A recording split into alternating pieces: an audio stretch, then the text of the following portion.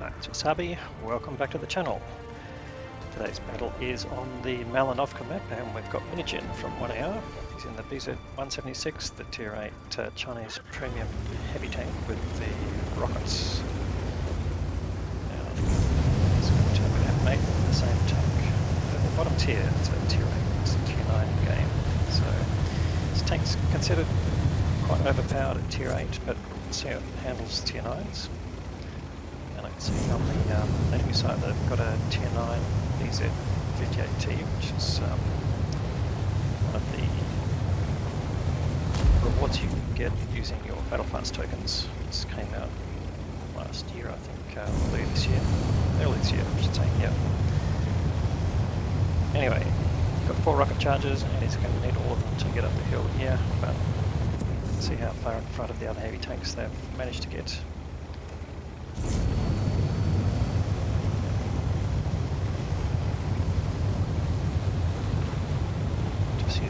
Charge now, so doing nearly 50k uphill. That's pretty impressive, but they'll slow down to below 20 going up this slope without it. So here we go, speed going down, 20, 19, 20, yep, 18. Alright, got some targets below, but their focus is going to be on the ones in front of them. This is the battleground for heavy tanks on this map, quite typically. Still got a long gap. The tanks behind them, so they'll need some support when they get up here, but yeah, let's see how it pans out. So if he's been spotted, T32, or he's just entering the hill, has anyone got up here yet? So that mate's got a fairly forward position there. And minigin just keeping his hull down as possible, just waiting for targets to pop up. Now obviously mate will spot them. Certainly they've got the choice of positions getting up here first. Alright, so now you can spend some time. It's got Pantera down there. That's a nice hit into him, 800 alpha. So let's have a quick look at the shells. I'm not sure you've seen this before, but 160mm high explosive 225 pens, just an amazing penetration. And that's the premium one. He's using a standard, and then he's got 80 shells if he needs them, which are sort of more guaranteed. Won't bounce, but as long as you penetrate, it's a low penetration factor, so these tanks can put out a fair bit of damage. Alright, so he's managed to bounce a little bit as well. It's got good, strong frontal armour. And now he's got some Tier 8 tanks in front of him. This T32 is going to regret being there. But it doesn't penetrate. It takes a hit as well, but it basically just went through the rangefinder. So we're very surprised that T32 didn't get penetrated through the front sprocket, but a bit of dispersion at work there. As you can see, it's got a fairly large dispersion circle. Now he's going for the turret again. No.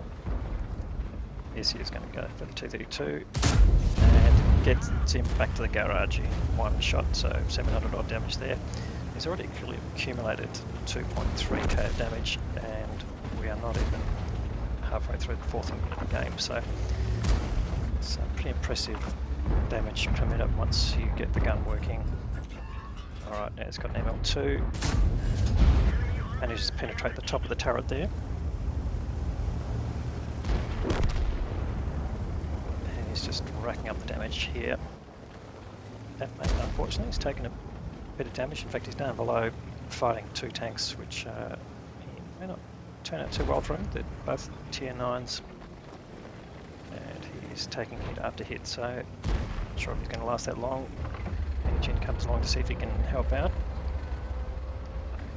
He's got a 777 there, not much of a shot there, but he manages to get some damage. But you can see that was a non-penetrating hit, so the HE exploded on the outside of the tank, and that was minimal damage then.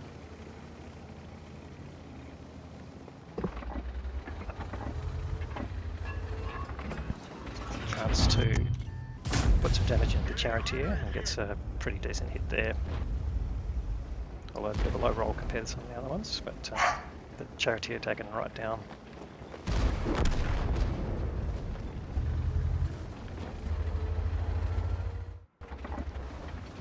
So, and unfortunately, that mate has gone down, but he's got the 777 there. If he goes down over that, the E50 will probably put a side shot into him, so he's got to be a little bit careful here.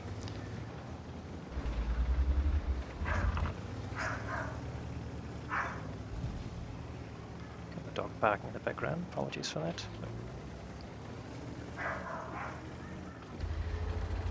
So just being careful here, being patient. Oh, and he gets, the Pantera gets a little bit of revenge shooting back at him. The kid he put into him. Goes to the 230 and unfortunately that bounces.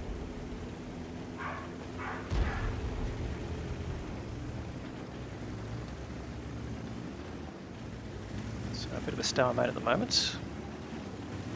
But now that 777 is pushed right up, so he can put a nice shot in here.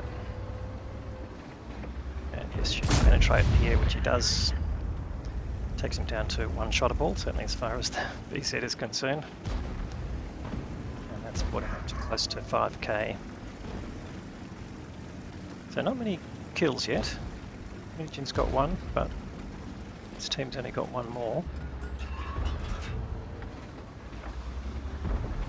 And the 777 facing him bounces, so retreats while he reloads. Got a fairly long reload time, and it's not surprising. The big shells, the 160mm, and you've got to allow for a fairly long loading time there. He's just going to peek over here. Can he get the T30? Well, he takes a big hit from the T30, but gets some revenge by taking the T30 out. So all of a sudden, losing tanks. Is this game going in the right direction? Well, minigin will have something to say about that, I'm sure. Still got these two one-shottable tanks down below him. If he can reach them without losing any health, they'll be worthwhile. So seeing if the Pantera has been spotted. Doesn't want to take another hit. He's down to below half health now. Well, there's the Pantera. Pantera, look at him. He's aiming. Pantera moves back and gets the kill. So pretty handy shot there. Brings up 5.5k damage. And this game back into sort of equilibrium. So there, oh, there's the BZ-176 too. There's a juicy Cobra down there. Can you get a shot on him without exposing himself to the other tanks? I'm seeing a sliver of the Cobra, so that's not too bad. There's a chance to get rid of the 777. And he gets a bounce, or a non-penetrating hit, I should say. So any 99, that's a bit unfortunate. He needs to line that 777 up again. He's got 11 premium shells left.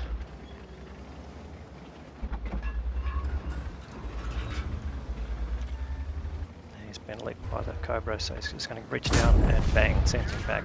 He does take a hit from T28 down below, so it's getting dangerous territory now. It's down to one shottable. He's already got 6k damage, so he's definitely carrying this game pretty hard, and now he's got 4 kills, so this game is still in the balance.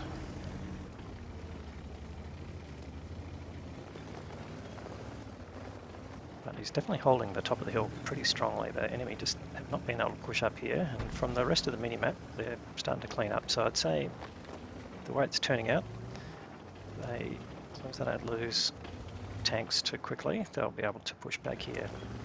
Right, there's the T28 prototype, chance to put it into him. Is he exposed? How far out can he reach without? Oh, there he is. Okay, lines him up. It's a blind shot. It's going to be interesting to see what happened there. It certainly wasn't spotted, so that was a good outcome.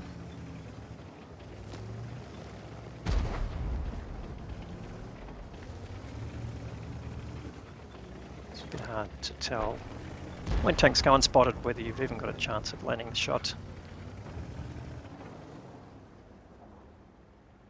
But now he's just waiting for any of these tanks to try and push their luck and come up without exposing too much of his tank. There's the BZ-176 too. If you can get a side shot on that, that would be a great outcome. Which way are they going now? Sort of going sideways. These are the side of the turret. But there you go. Just gives the explosion on the outside effect.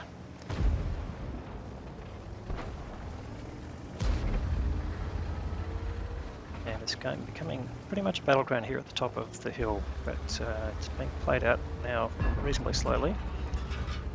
This is minigin just choosing his targets carefully, sends the Carnarvon back, so keeping up the momentum here. And the BZ-176 also being reduced to one-shottable by the CC1 he's with. So they're almost in cleanup here. He's got two tanks in front of him that are very low hit points. Just throws that one down range, but it wasn't really fully aimed, so not surprised that didn't hit.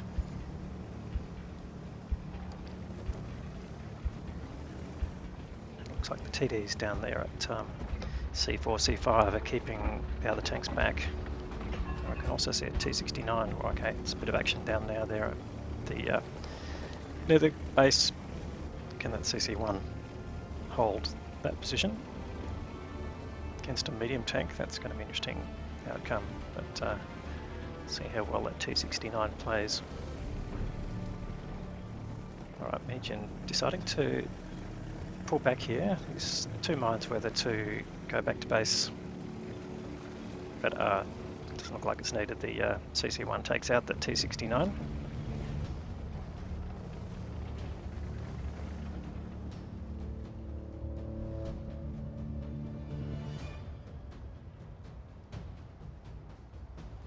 So just trying to tell his team that they need to circle round. I think there's Waffenträger Panzer IV there, just climbing up there, can't do much about that.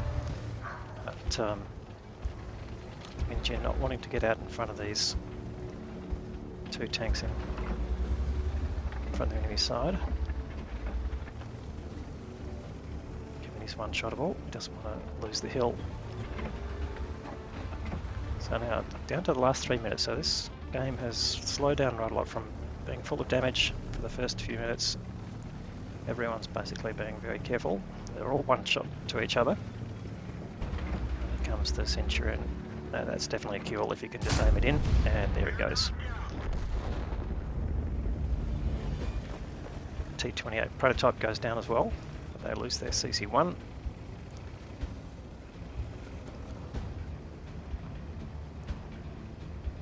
So they've got a two-tank lead now, substantial, but they're going to have to move reasonably quickly to get the end result they want. So the Waffenträger Panzer IV there getting reduced pretty rapidly. So the Scorpion is going to take him out, which he does. And now it's just the BZ-176. So 2 minutes to round him up. He's trying to get the SU and the Scorpion to go on cap, and he can hold up the BZ-176. And luckily they acknowledge I've got enough time if they get there to cap out with two of them, and this might be the best winning strategy. But if you can find the BZ-176 going down the hill to chase after them, that might be part of the strategy here, is to draw the BZ down the hill. The question is, where is he? Has he already gone down the hill? Or is he still up the top? So he's taking a bit of a risk here. The BZ might be behind him.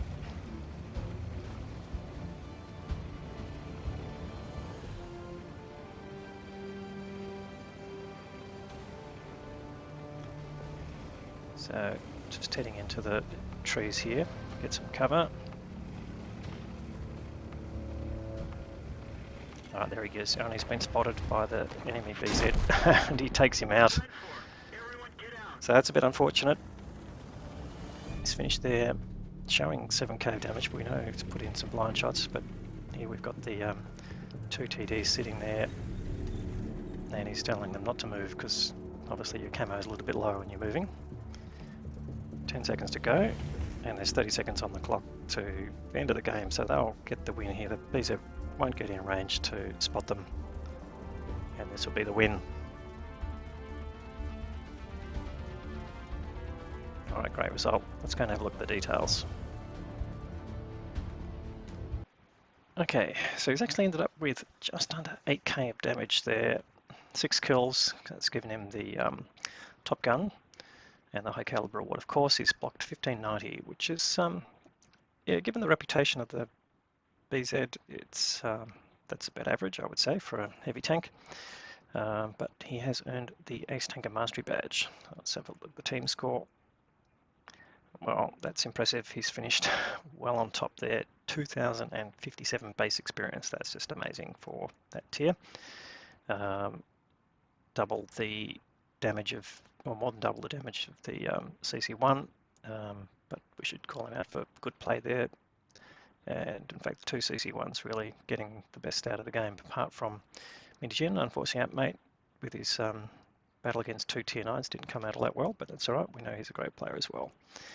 And on the enemy side, the Object 777 actually did the most in terms of experience, and that's a pretty good result for a losing side, and not too bad for the BZ-176 too as well. So pretty decent play, and that's probably one of the reasons why the game got fairly static at the end, that they were all sort of unwilling to risk what they had left. Alright, so how did this pan out? We can see there's a lot of credits involved here, but 19 shots fired, 18 hits, so that is excellent shooting. 11 penetrations though, and you can see 4 doing splash damage, so out of that, that's really 15 shots that hit and did damage. Credits running, personal reserves and mission payout gave him a big chunk there, but he has certainly earned a lot there. 210,000 credits. That's just outstanding, but again, 8k in a tier 8 tank is just, you know, well over the top, and you can see that with the base experience. So a great game there from minigin. Fantastic to see that sort of outcome. If you like the video, please give it a thumbs up. If you haven't subscribed to the channel yet, please consider doing that. We'll have more great content to follow. Thanks very much for watching.